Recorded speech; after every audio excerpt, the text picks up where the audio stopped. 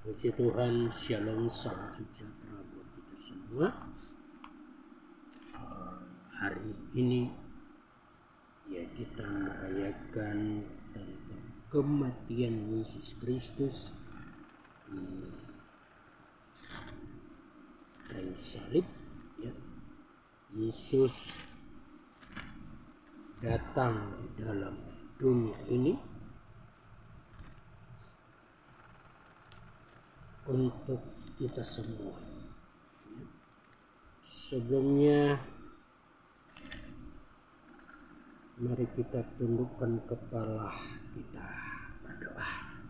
Terima kasih Tuhan, kami bersyukur buat anugerah pertolongan Tuhan dalam hidup kami. Kami akan dengar firman-Mu dalam nama Tuhan Yesus. Kami berdoa. Haleluya. Amin. Puji Tuhan. Shalom, puji Tuhan, haleluya, Tuhan Yesus baik bagi kita semua. Dan pada hari ini kita merayakan tentang kematian Yesus Kristus. Yesus Kristus adalah Tuhan di dalam kehidupan bagi yang mau percaya padanya. Ya. Di dalam Yohanes 19 ayat 26. Sesudah itu, karena Yesus tahu bahwa segala sesuatu telah selesai, berkatalah ia, supaya genaplah yang ada tertulis dalam kitab suci, aku haus. Di situ ada suatu bekas penuh anggur asam. Maka mereka mencelupkan bunga karang yang telah dicelupkan dalam anggur asam pada sebatang hisop, lalu menunjukkannya ke mulut Yesus. Sesudah Yesus meminum anggur asam itu, berkatalah ia, sudah selesai. Lalu menundukkan kepalanya dan menyerahkan nyawanya. Karena ayat 31, karena hari itu hari persiapan, dan supaya pada hari Sabat mayat-mayat itu tidak tinggal tergantung pada kayu salib, sebab Sabat itu adalah hari yang besar. Maka datanglah orang-orang Yahudi kepada Pilatus dan meminta kepadanya supaya kaki orang-orang itu dipatahkan dan mayat-mayat diturunkan. Maka datanglah prajurit-prajurit lalu mematahkan kaki orang yang pertama dan kaki orang yang lain yang disalibkan bersama-sama dengan Yesus.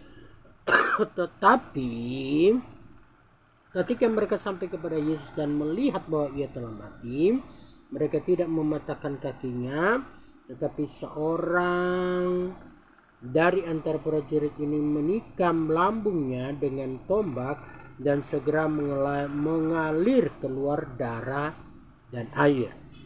Dan orang melihat hal itu sendiri yang memberikan kesaksian ini, kesaksiannya benar, dan ia tahu bahwa ia mengatakan kebenaran supaya kamu juga percaya. Sebab hal yang terjadi supaya genaplah yang tertulis dalam kitab suci, tidak ada tulangnya yang akan dipatahkan. Dan adapun nas yang mengatakan mereka akan memandang kepada Dia yang telah mereka tikam. Berbicara tentang kematian Tuhan Yesus Kristus di kayu salib, berbicara tentang kematian Tuhan Yesus, kita bersyukur kepada Tuhan Yesus. Mengapa? Karena Dia mau datang, Dia mau memperdamaikan, ya, memperdamaikan kita, ya. Roma, ya. Di dalam Roma, semua manusia sudah kehilangan kemuliaan Tuhan. Kita lihat Roma 3. Ya, ayat 23. Karena semua orang telah berbuat dosa dan telah kehilangan kemuliaan Tuhan. Ya. Semua manusia, sebab itu Tuhan Yesus datang Ya, dia datang kepada siapa? Kepada siapa dia datang? Ya. Di dalam kitab Kejadian 1 ayat 26 serupa dengan gambarnya. Jadi dia datang di dalam dunia, dia menjadi serupa dengan gambar. Ya, sesuai dengan Kejadian 1 ayat 26. Ya kan? Dia datang untuk memperdamaikan, untuk menghapus dosa, menghapus dosa, untuk mengampuni setiap manusia. Siapa yang diselamatkan? Manusia yang serupa dengan gambarnya. Ini yang mau dipulihkan. Kemuliaan itu hilang, kemuliaan Tuhan hilang ketika manusia jatuh di dalam dosa. Ketika manusia jatuh dalam dosa, hubungan antara Tuhan dan manusia putus.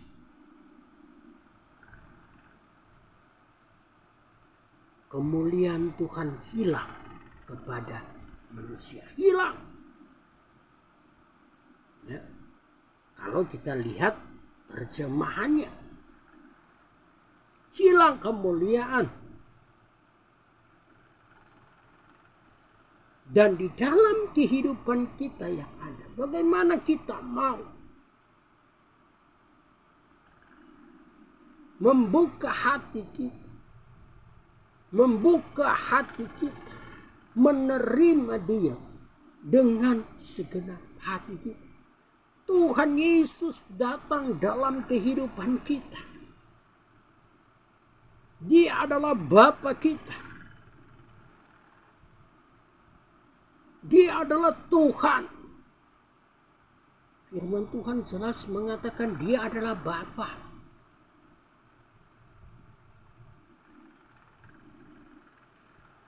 Yesaya 9 ayat 5. Dia adalah Bapa. Yesus disebut sebagai apa? Ya, coba kita lihat. Ini ada sangkut pautnya. Yesaya 9 ayat 5. Sebab seorang anak telah lahir untuk kita, seorang putra telah diberikan untuk kita, lambang pemerintahnya ada di atas bahunya, dan namanya disebutkan penasihat ajaib, Tuhan yang perkasa, Bapa yang kekal, Raja damai. Disebut Bapa yang kekal. Ini anak, ya, seorang putra telah diberikan untuk kita, ya. Lambang pemerintahnya ada di atas bahunya, dan namanya disebutkan orang penasihat ajaib, Bapa, ya, Tuhan yang perkasa, Bapa yang kekal, Raja damai. Bersyukur Tuhan Yesus Kristus. Tuhan Yesus mati buat kita semua. Tuhan Yesus datang kepada kita. Mau nggak kita membuka diri kita untuk Tuhan? Mau nggak kita membuka hidup kita untuk Tuhan? Mau nggak kita berkata bahwa Engkaulah yang berdaulat atas hidupku? Kematiannya di kayu salib memberikan kita kekuatan, memberikan kita sukacita, menyelamatkan kita. Dia mati untuk kita, untuk manusia, untuk ciptaannya sendiri. Untuk ciptaannya ciptaannya sendiri. Tuhan Yesus mati untuk ciptaannya sendiri, untuk menebus manusia dari lumpur dosa. Dari lumpur dosa yang ada. Ya. Kalau kita baca,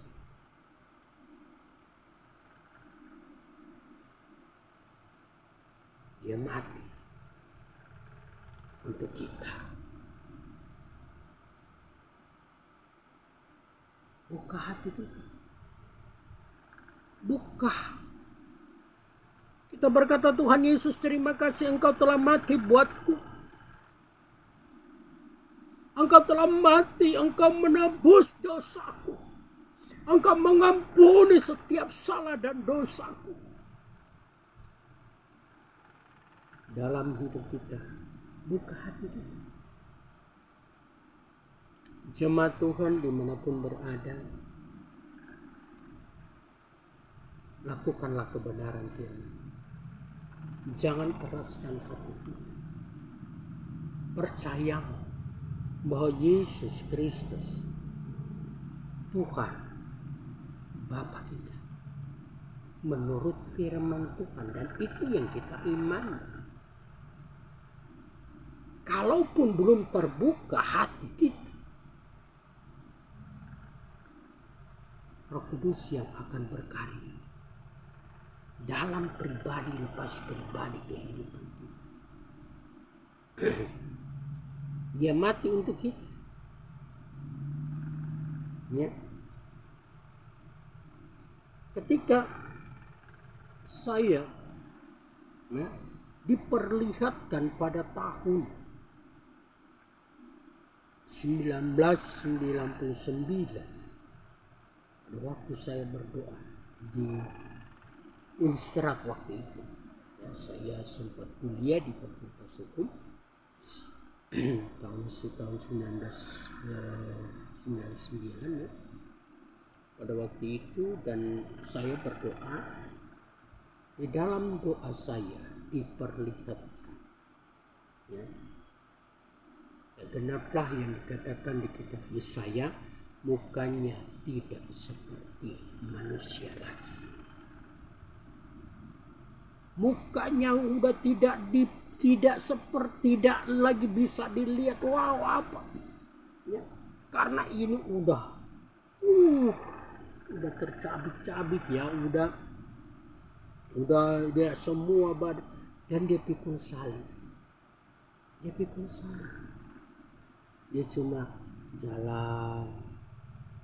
Dia cuma nengok saya, jalan ke sana, balik, jalan ke sana, balik. Nggak ngomong apa.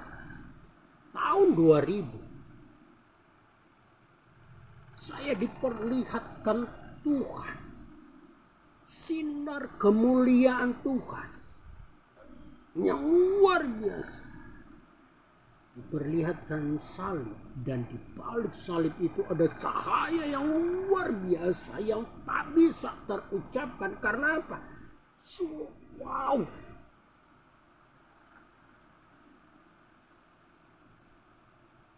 Cahayanya sangat ajaib. Cahayanya sangat luar biasa. Haleluya. Cahaya kuasa Tuhan luar biasa. Dan ada suara berkata, ikutlah aku. Ikutlah aku. Dengan baju di badan, saya pergi ke sekolah Alkitab Palembang. Bukan berarti kuliah tidak penting, itu penting sekali. Itu penting. Tetapi Tuhan memanggil saya, lalu saya lakukan. Pergi dengan baju di badan. Sampai di sekolah Alkitab tahun 2000. Saya ditelepon oleh mama saya.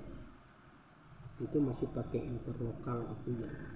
pakai koin itu di telepon, ada panggilan, ada dari ini mau telepon ya kan, diumumkan. Jadi saya pergi, saya angkat, halo mau, saya cuma bilang saya tidak mau, karena diingatkan jangan seperti Yunus. Jadi saya tetap terus lakukan. Saya sekolah, saya setelah itu di program pengembalaan ya 1 tahun lebih ya sekolah. Setelah itu sekolah Alkitab, setelah itu ditempatkan di Bengkulu tahun 2001 sampai tahun 2005 bulan Mei saya menikah ya, dan saya ada di Bengkulu di Tangerang tahun 2005. Artinya pengorbanan Tuhan itu luar biasa. Saya di sekolah Alkitab waktu itu saya puasa.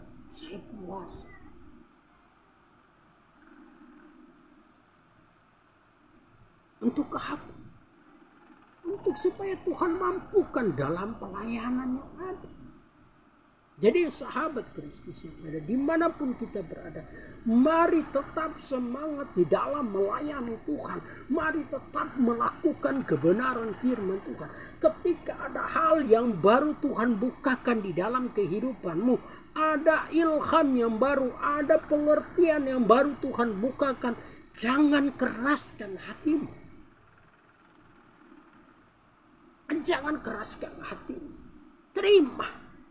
Pelajari kebenaran firman Tuhan. Tuhan Yesus datang untuk kita. Tuhan Yesus datang untuk menyelamatkan kita. Menyelamatkan manusia yang ada. Yang penuh dengan lumpur dosa yang ada. Sudah selesai.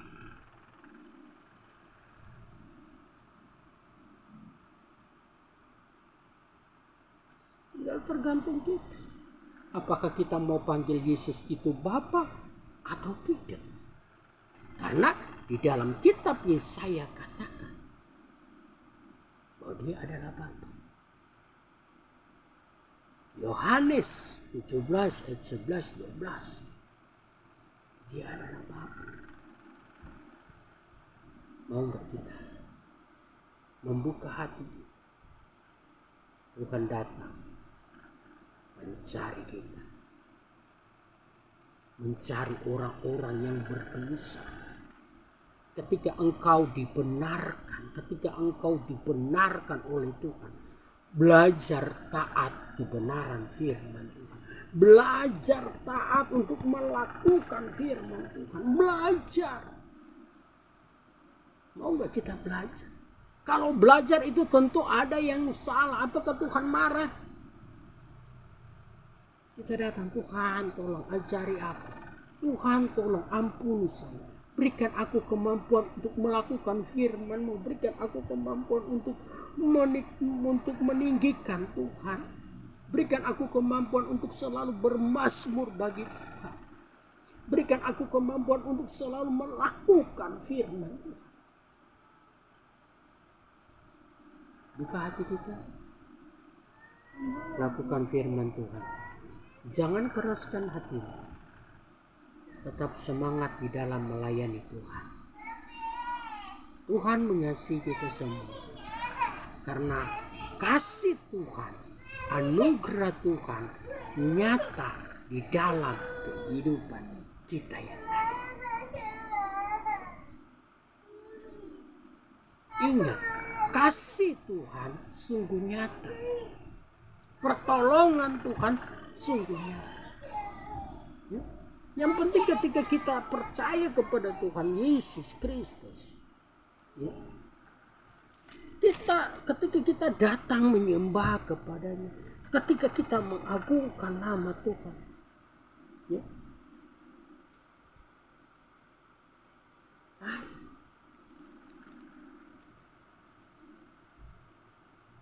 kita datang dengan minta. Keselamatan yang Tuhan sudah berikan dalam kehidupan kita, kita lakukan kebenaran firman Tuhan. Lakukanlah firman Tuhan.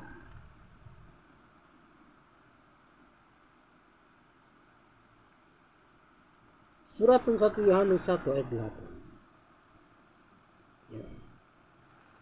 Jika kita berkata bahwa kita tidak berdosa, maka kita menipu diri kita sendiri dan kebenaran tidak ada dalam kita. Jika kita mengaku dosa kita, maka Ia adalah setia dan adil sehingga Ia akan mengampuni segala dosa kita dan menyucikan kita dari segala kejahatan. Ya.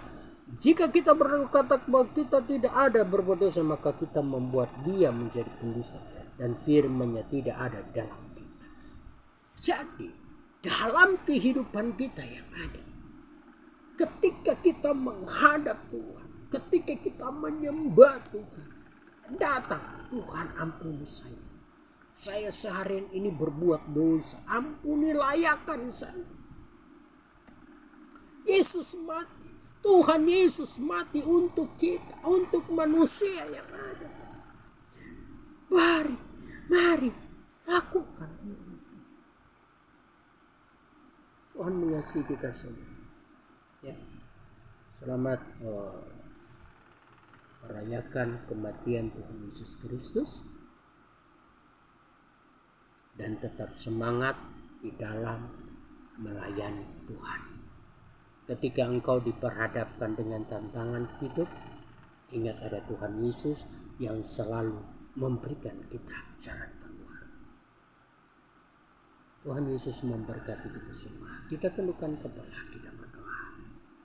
Terima kasih Tuhan buat pengorbananmu di kayu salib. Engkau mati untuk kami. Engkau Tuhan Yesus Kristus mati di kayu salib untuk menebus manusia. Terima kasih Tuhan, terima kasih. Engkau Bapa kami, Engkau Raja kami, Engkau Tuhan kami. Oh, terpujilah nama Tuhan Yesus Kristus kekal selama-lamanya. Terima kasih. Berkati kami semua, berkati setiap orang yang mengandalkan Tuhan, berkati setiap umat-umat Tuhan. Setiap usaha pekerjaan umat-umat Tuhan dibuat berhasil, nama Tuhan dipuji, nama Tuhan dipermuliakan. Jemaat-jemaat Tuhan yang ada, yang sakit Tuhan sembuhkan, umat-umat Tuhan dimanapun berada yang sakit dijamah, disembuhkan oleh Tuhan, yang bimbang hati Tuhan teguhkan, yang berputus asa Tuhan berikan ketetapan, yang membutuhkan pekerjaan Tuhan berikan pekerjaan, yang membutuhkan jodoh Tuhan berikan jodoh yang terbaik Tuhan. Terima kasih, bersyukur. Berkati bangsa kami, berkati negeri kami, berkati bangsa-bangsa yang ada di dunia ini, berkati bangsa Israel. Semua firman berkata barang siapa yang memberkati bangsa Israel, maka dia diberkati. Kami memberkati bangsa Israel. Bensem Yesua Hamasiak Baruk Israel. Kami berkati Israel. Bersyukur kepadamu Tuhan buat kasih anugerah. Terima kasih Tuhan, terima kasih, dan terimalah berkat damai sukacita dari Tuhan Yesus Kristus memberkati, melindungi, menjaga, memelihara mulai saat ini sampai akhir hidup kita. Bensem Yesua Hamasiah, dalam nama Tuhan Yesus. Haleluya. Amin. Puji Tuhan. Tuhan Yesus memberkati. Shalom.